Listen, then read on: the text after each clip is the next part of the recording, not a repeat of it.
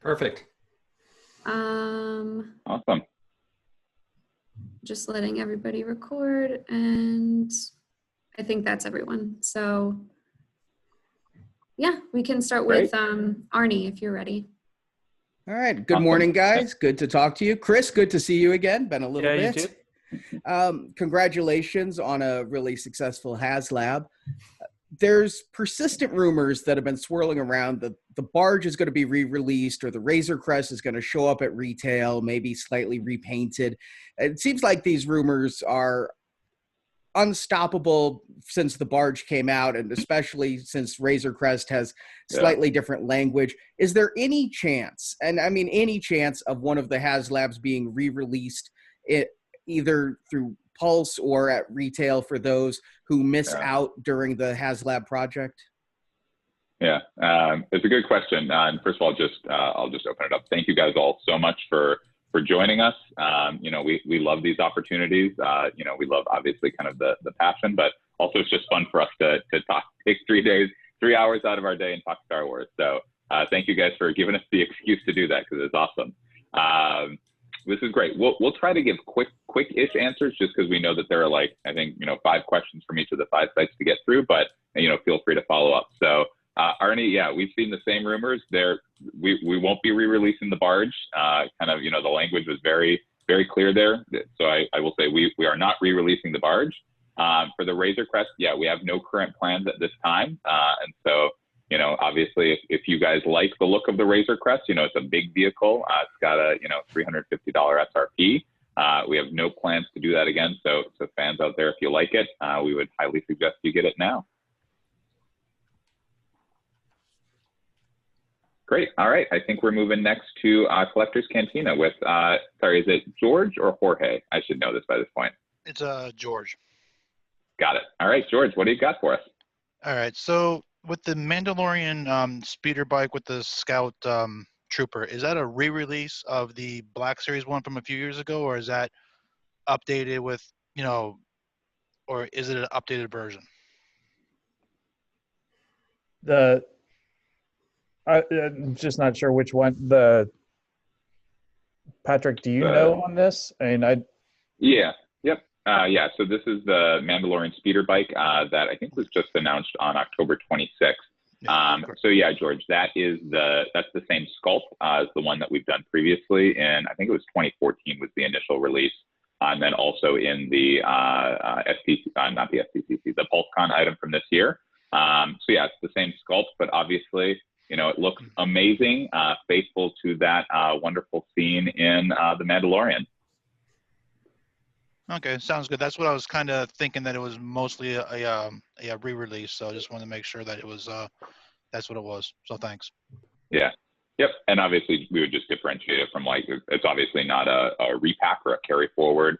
It is kind of that new deco treatment on both the Scout Trooper and the bike, and then obviously kind of new tooling and new sculpt for the extra accessories.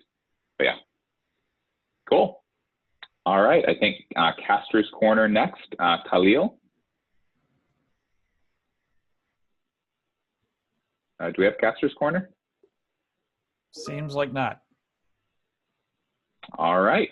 That's fine. We will catch them up if they hop on. Otherwise, we'll go to Star Wars Newsnet with Val. Hey, it's Lacey stepping in for Val. First of all, Not thanks a for problem. taking Good to the have you, time. Lacey. Yeah, I really appreciate it. So obviously the Mandalorian's really hot right now. I'm buying up all the Baby Yoda stuff, which is great. But are there any plans to make anything from the Saga series or Rise of Skywalker, which we didn't really get that much last year? We're getting Dark Rey, obviously, which I bought, but any Ben Solo merch coming, or a Rey yellow lightsaber, which I've been asking for like 8 months, any of that? Well, I mean, we can't comment on anything that we're doing or not doing, but we're all the same fans you guys are. So I think just keep your eyes open, and we want to make ourselves as happy with this stuff as we want to make all the fans happy. So, of course, awesome, thank you. Absolutely. All right. I think from Forlom to Zuckus is next with Jake. Hey, Jake. Hi, guys. Good to see you. Good to talk to you. You too. Arnie had half my question about the re-releases, so I'm glad to hear that. But the other half is making this available to international retailer or international collectors, because, you know, if you recall a couple years ago, you had a second round of barges that went exclusively to, I think eBay EU.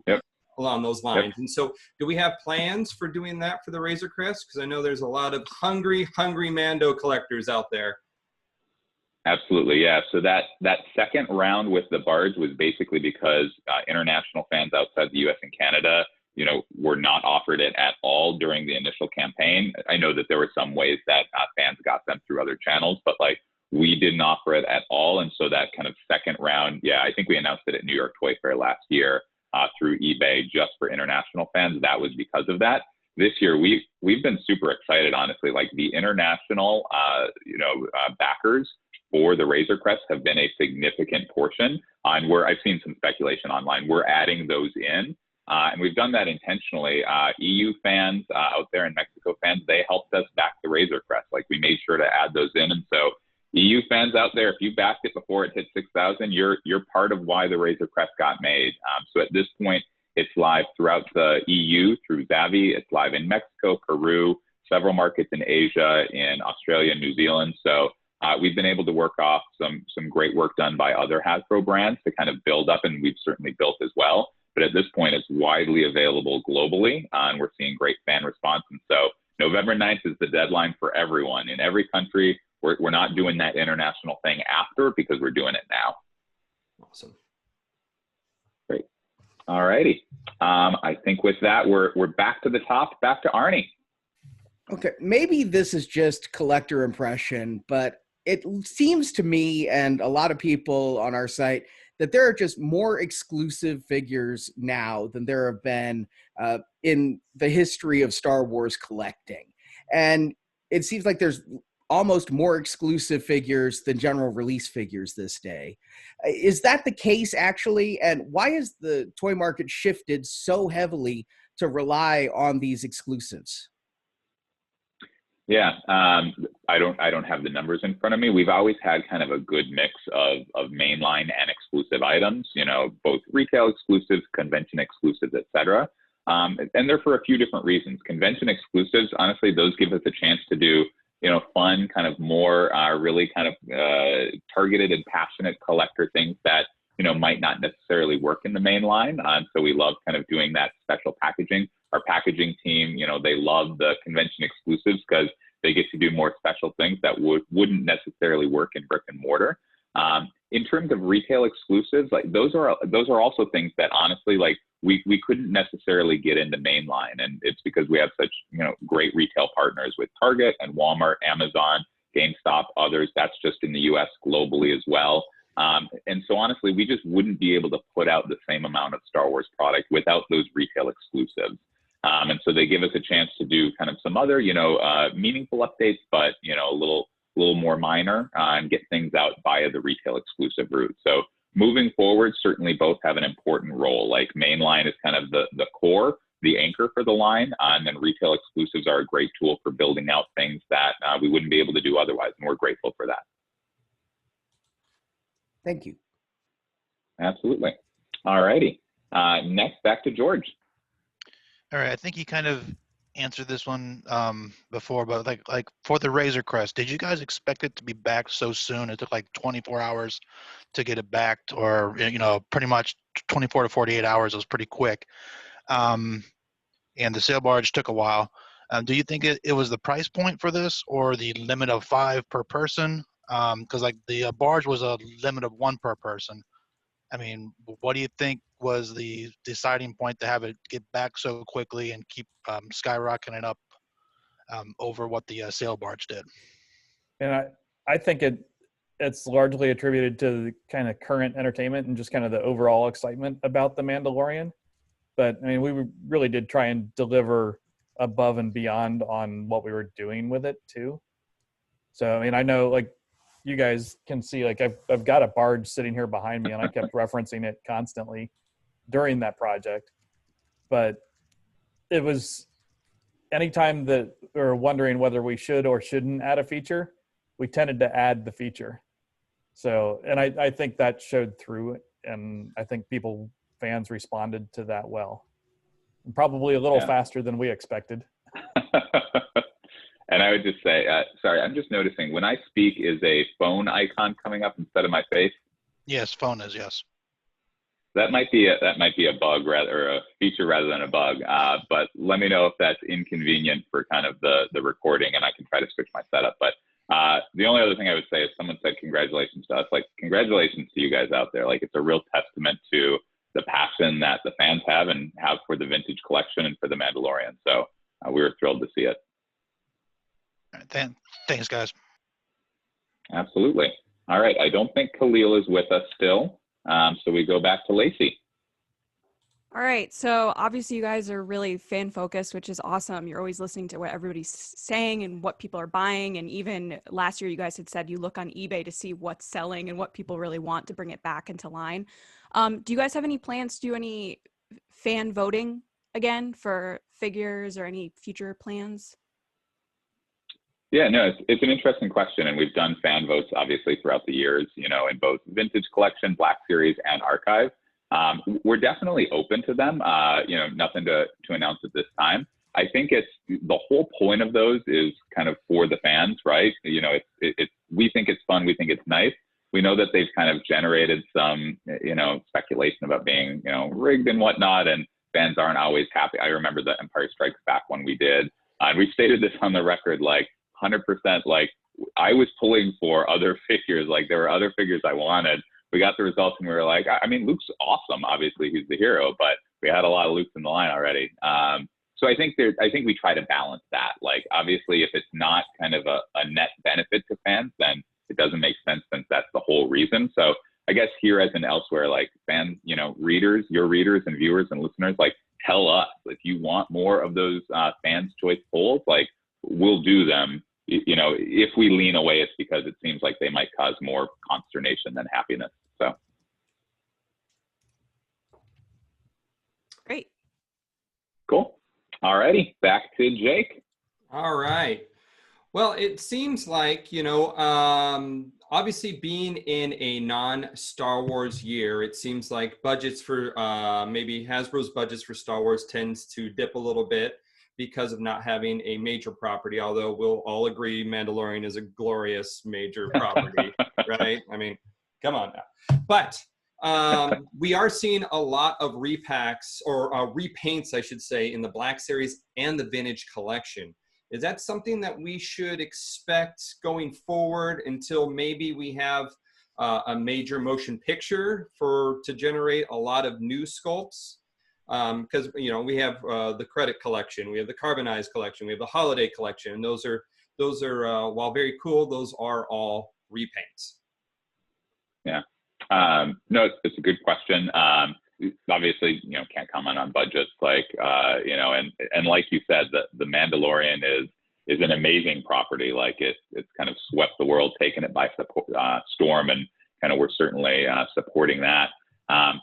I think repaints and repacks, again, like, you know, in some cases they're bonuses. We've always said for kind of the vintage, the package refresh slots in the line, like, those are all extra. If those didn't exist, it's not like newly tooled figures would come in their place.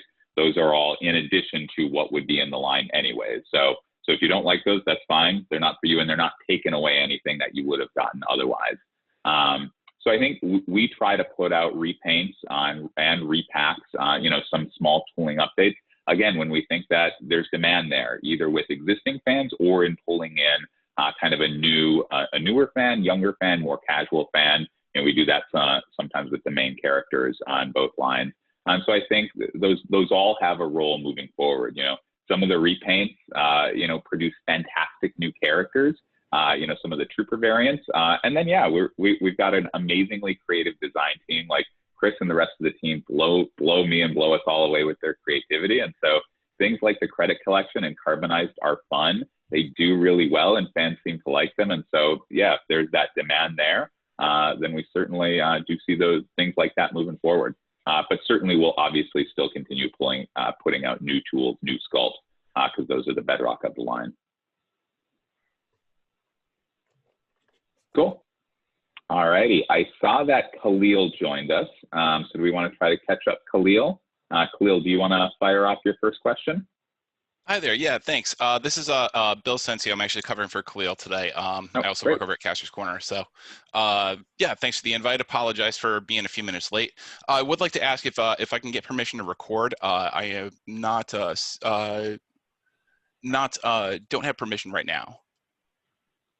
Wonderful. There we go. All right, great. So my first question, so there's been very few sequel trilogy and Rogue One era figures that have been using the current RealScan paint apps. We know that the archive collection is coming back for 2021, but there's only 4 figures per assortment in that. Only the one wave that's been officially acknowledged and established as of right now. And that covers everywhere from all over the Star Wars galaxy, regardless of era. So what are the odds that we may see a reissue series of RealScan upgrades, based on any of those newer Disney properties like Rogue One or like the sequel trilogy, using something similar to the Rebels model, where we had a fan channel wave, that kind of filled in all the major gaps, rather than just a couple at a time. Yeah, well, and you mentioned Rebels, and obviously that's kind of a newer Disney era property that, I love, fans love, and we re-released those, and there was, great positive response.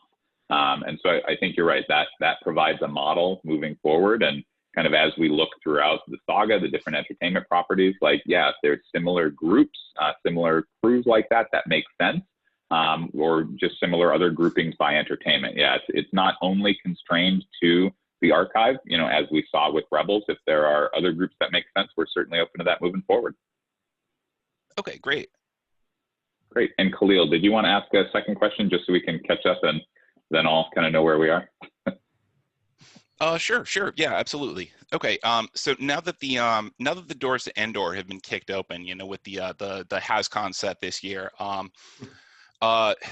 will we have to wait 3 years for an updated Black Series Jabba's Palace Leia or Wicket or any of the other major players from that movie, or are they still are those also still on the table before a potential anniversary wave of similar to the Empire and New Hope anniversary collections?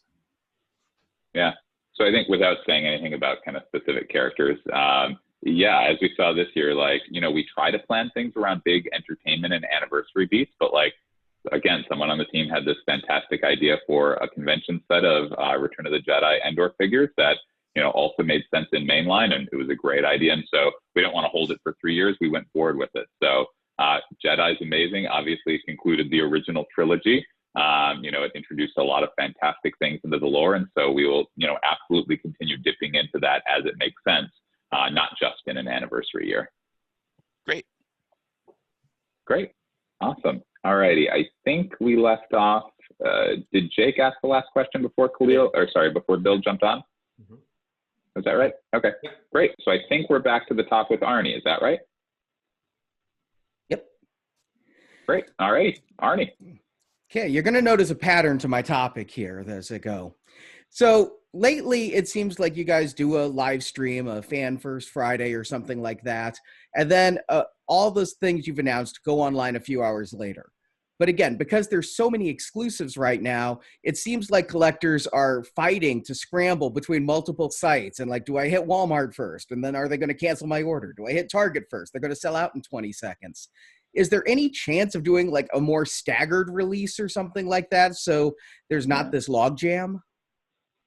Yeah, no, it's a good question. And certainly that's something we've been trying to do over the course of this year. Obviously, as we've said, it used to basically be New York Toy Fair, San Diego Comic-Con, New York Comic-Con, and that was kind of it.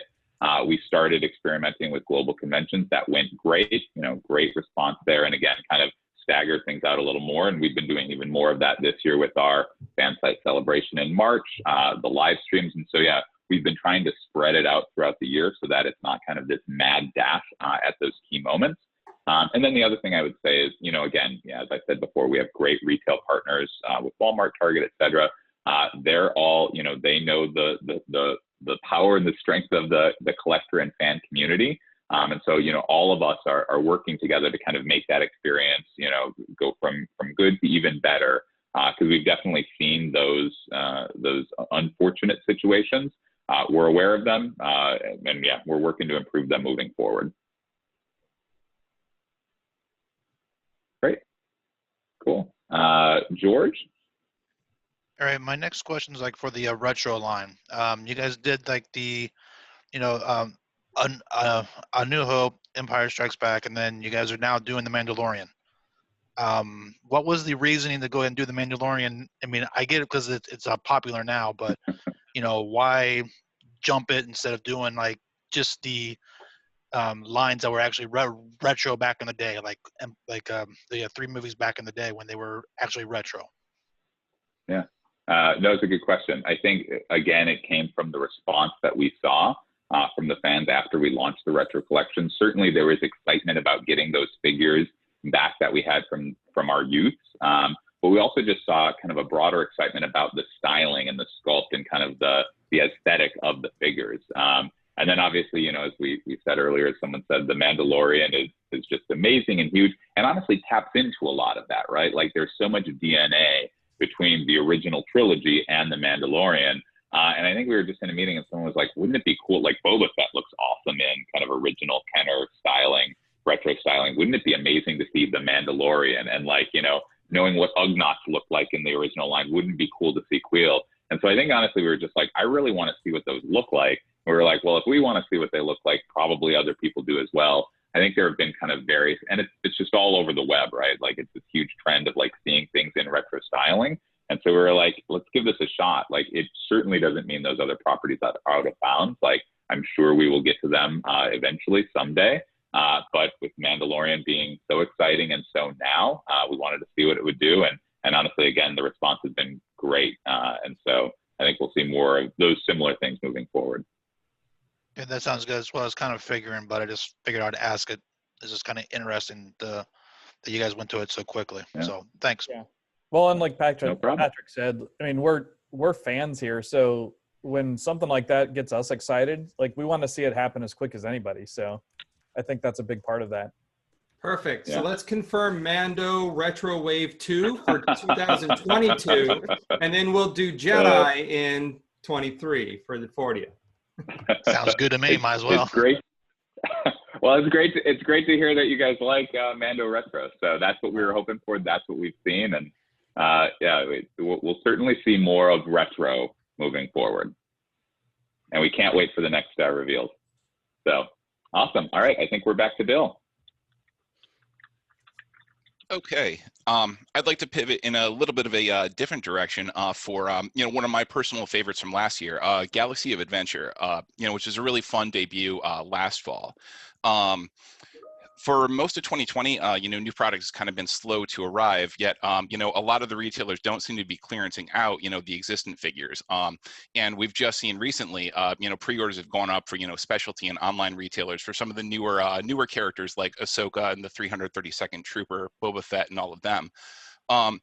Will there be new figures, beyond what's been revealed so far in this line? And, for those ones that are currently on pre-order, like through specialty retail, what's the likelihood that those will also end up in brick and mortar retail?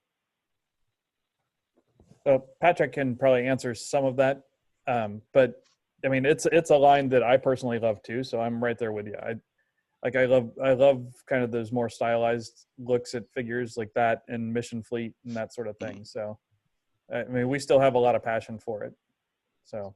Cool. And Patrick can probably respond to where and when more than I can. So.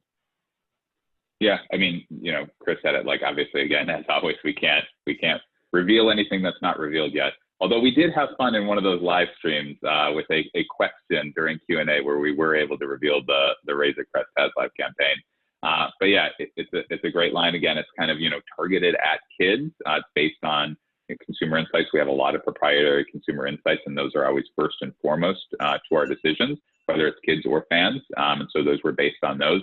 It's been great to see fan excitement towards them as well. And yeah, we're excited to see what else comes from the line. Cool. Great. All righty, Lacey. All right. Just like Arnie, you're going to see my questions are kind of on the similar thread, which I'm probably not going to be able to answer, but I'm going to ask them anyway. So, It's all good. Are there any figures in the works for Kenobi and the Cassian series, seeing as The Mandalorian was such a hit? And if you can't say anything, what is the process of making figures like that? Like, how far out do you start planning? What does that look like? Absolutely. And we always say, like, never feel like you can't answer questions. We're happy to dance around them, you know, as much as we need to. So Kenobi and Cassian, you've gone very far in the future. We're obviously very excited about those programs, you know, without saying anything else more about them. You know, obviously we always support major Star Wars initiatives. So, you know, that's what I'll say there. But yeah, I can't say anything specifically about those programs. In terms of the process, and we've said this, you know, on the record before, it takes, you know, 12 to 18 months to do the toys. And I always reference, you know, Luke Skywalker from Force Awakens.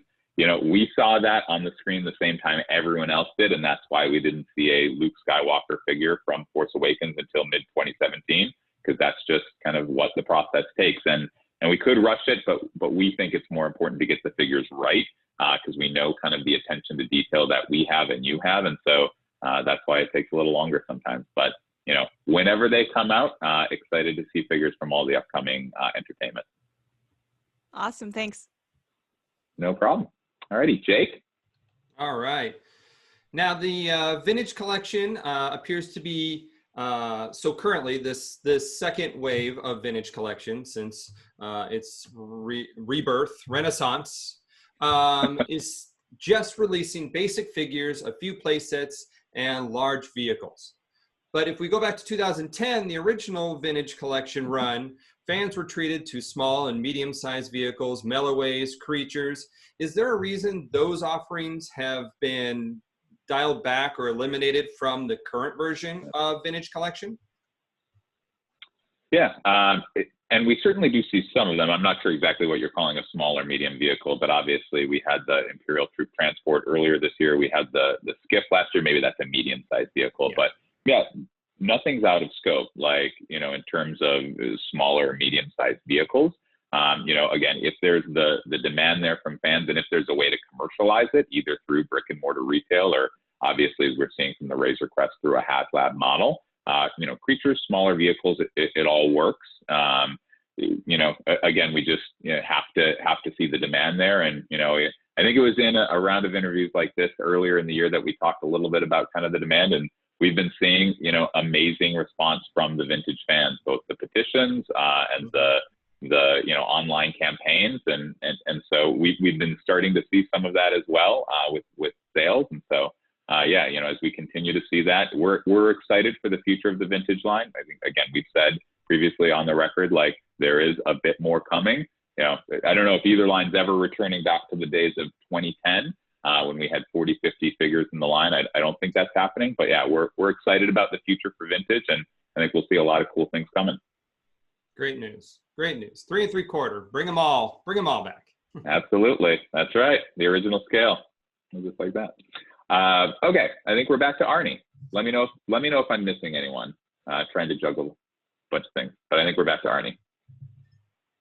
So when discussing exclusives, you've talked about how new sculpts are the core of the line, and a lot of the exclusives have been repaints, the Carbonized collection, the Credit collection, and things like that.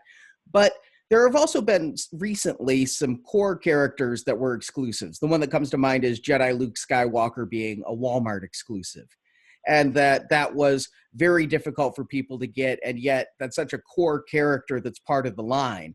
So can you talk a little bit about, will there be chances for those unique characters to come back around for those who weren't able to get the exclusives the first time, either through multi-packs or re-releases or something? Yeah. So kind of in terms of which characters go to exclusives or mainline, you know, it's more of an art than a science. I believe that figure that you're referencing, kind of, we had the tool already, and so it was kind of some meaningful updates.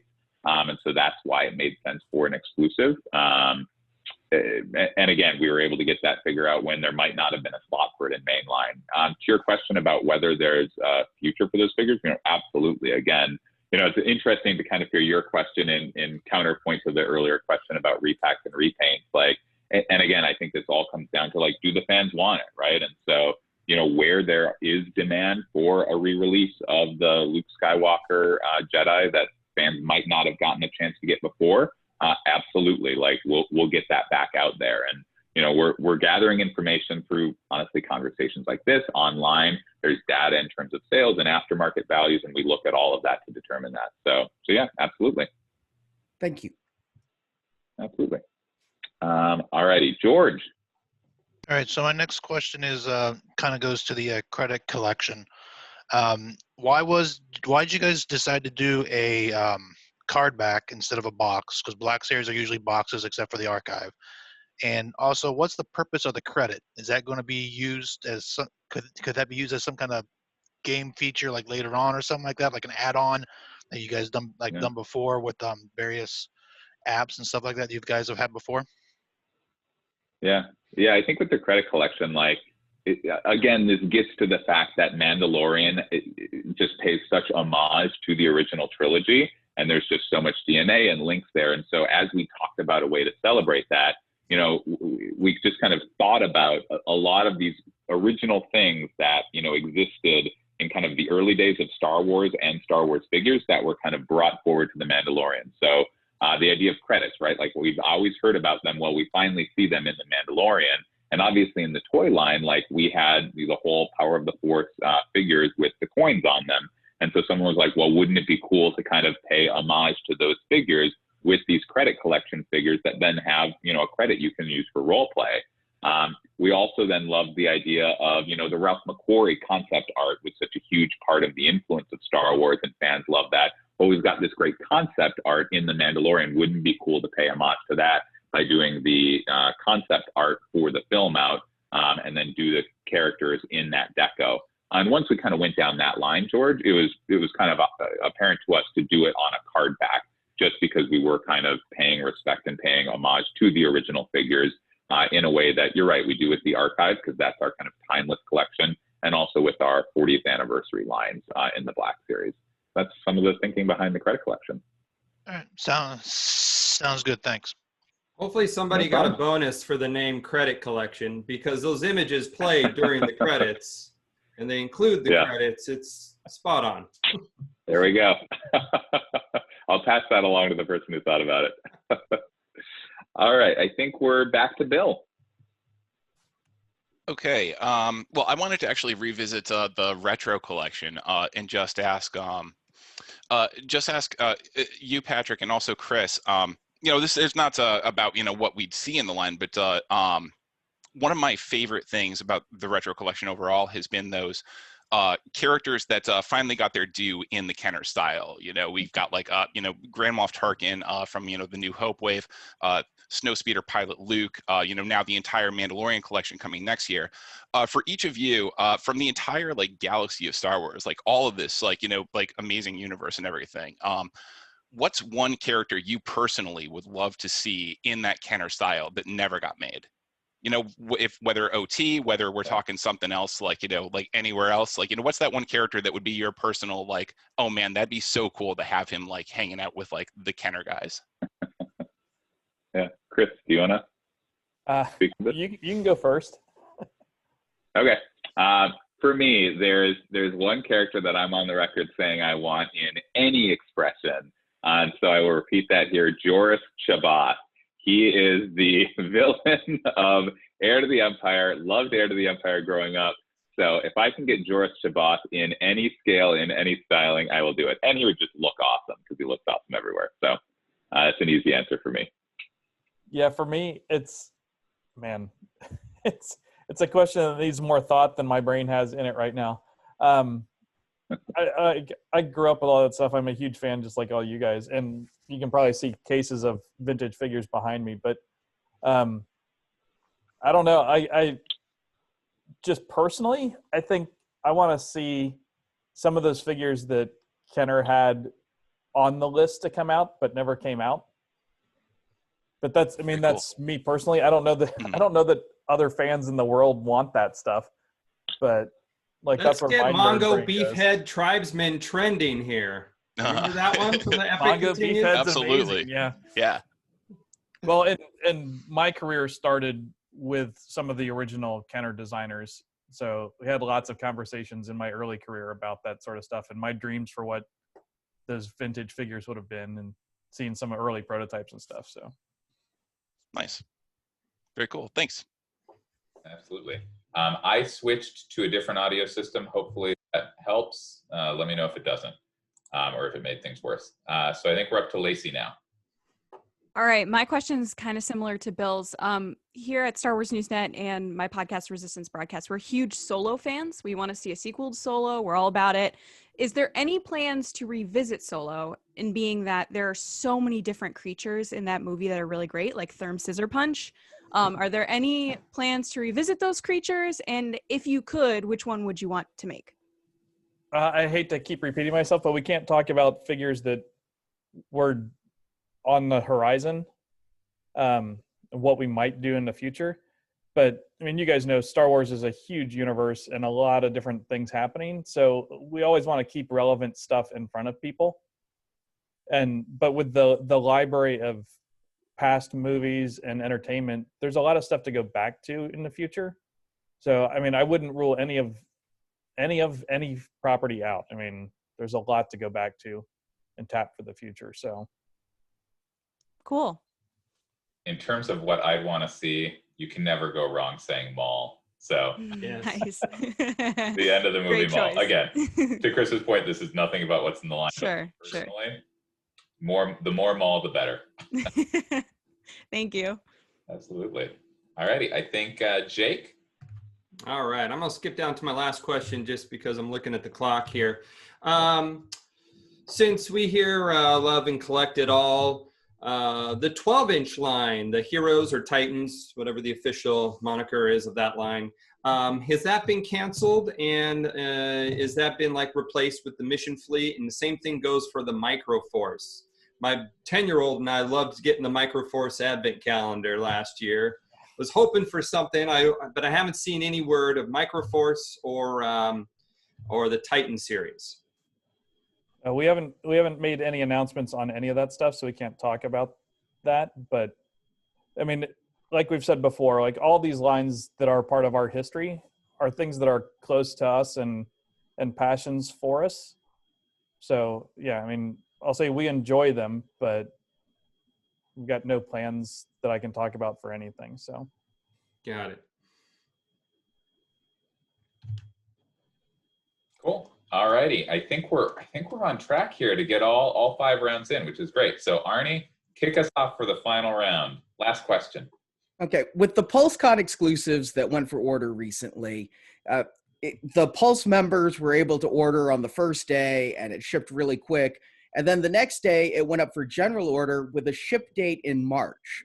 And the speculation has been, did you guys go and increase, ask for another production run in order to meet demand in that case? Or, was that done at all with the PulseCon exclusives? And if not, why the 6-month delay for the orders there?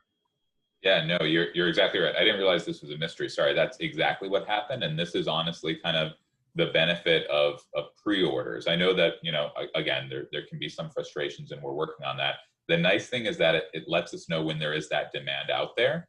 And then just like with, I think the PulseCon, the vendor item, we were able to see that there was a lot of demand out there, and then put in another run and put in pre-orders for that run. So yeah, the answer to your question, that's exactly what happened. And again, let us know if you guys disagree, but we see that as a benefit. In the past, it would have just been, well, that's all we were able to produce, but knowing the demand ahead of time, we were able to put in another run. No, that's actually great. Love that you did that. Thank you. Yeah, absolutely. All righty. Final round, George. All right, my question's about the child figures that are coming out, like the vintage, the one that's part of the Razor Crest, and also the Black Series ones. Are they basically all the same figures, because they're kind of, they're all they're all like small size and stuff like that, or are there any major differences? Because like looking at pictures, there doesn't seem to be much major differences between the 3 different ones that we've seen so far. no, there are differences on on each of them. I mean, we're sensitive to that. Like, I mean, if we're releasing another version of a figure, we want to make sure that they're each unique to themselves.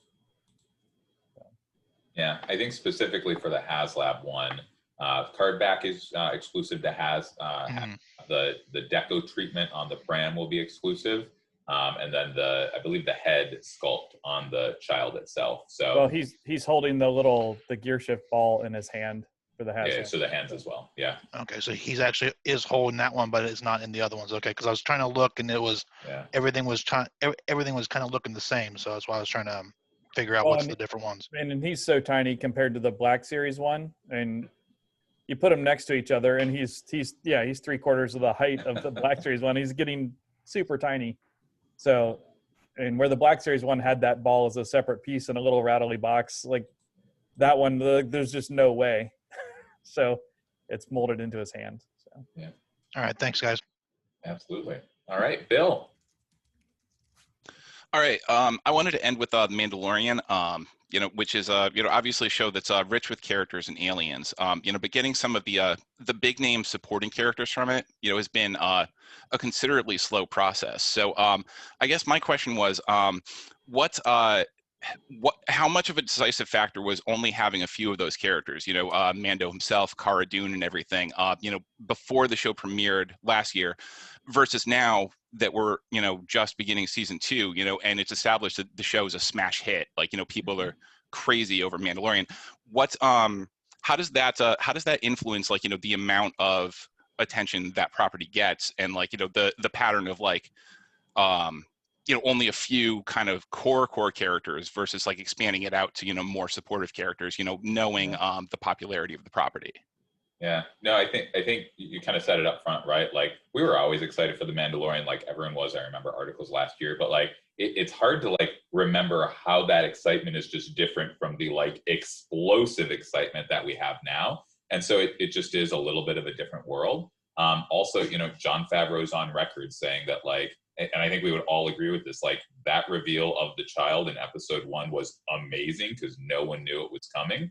And so I think those are both factors, as Chris has said, without revealing anything we haven't revealed, Mandalorian is huge and we're going to see more Mando product. And I believe I said in the live stream that kicked off our HasLab project, if that's funded, which it is, we're going to, I think I said it's a fair bet or we're going to work hard or something like that. But to get, nearly all of the figures there. So already we've danced around it a little bit, but there are going to be more Mando figures coming for both lines that you haven't seen yet. That's not breaking any news. It's a huge property. There's more coming.